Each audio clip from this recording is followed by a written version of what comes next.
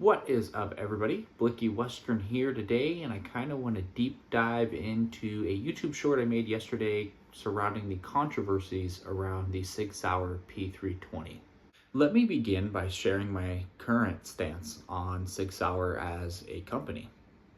Sig Sauer is a well-respected firearms manufacturer with lineage dating back to 1751. Over the years, up until the P320 model, Sig Sauer was known as a company that built durable, reliable, quality firearms that were entrusted by elite military forces and also civilians around the globe.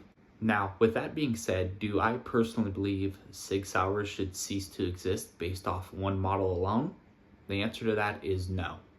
However, I do believe after Sig has acquired a contract with the US government for both pistols and rifles, Sig has shifted from its original mission statement, which is producing quality firearms that people can trust their life with. Regarding the P320 specifically, I do think it is right that people pause ownership and wait to examine the court proceedings of what causes these uncommand discharges while holstered.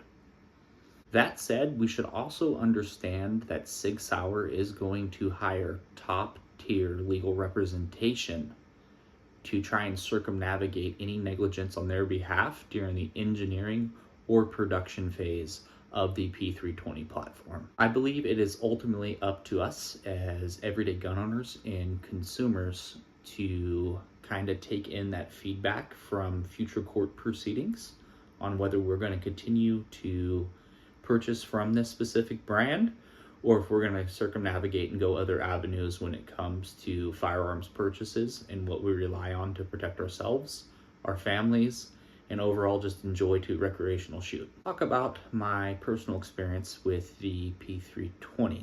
I previously owned one of the compact models, one of the first generations. I used it as my everyday carry gun as well as duty gun when I worked armed security for a casino.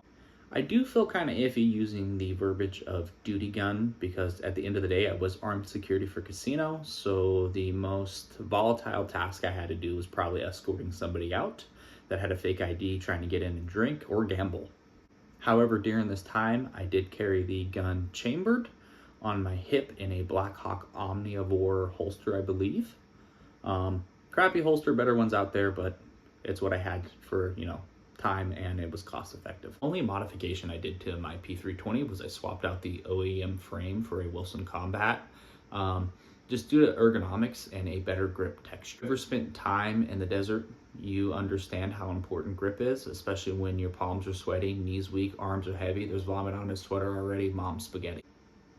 Over the course of a year owning the P320 compact model, I put approximately 4,000 rounds through it. The recoil and muzzle flip was a little bit more than I liked just due to the high bore access. However, I still qualified with it, and honestly, I was too lazy to recert with a Glock, so I stuck with it, and if it was a duty gun, I was going to use it as my carry gun, so that way I get familiar with the platform in and of itself. I carried the P320 daily compact, whether that be in a Kydex holster, concealed, or while on duty, again, in an Omnivore Black Hawk holster. Not once did myself or any of my coworkers carrying a P320 experience or witness a negligent discharge while it was holstered. What led me to selling my P320 compact is when Sig announced essentially a voluntary upgrade program or a recall due to drop safety concerns.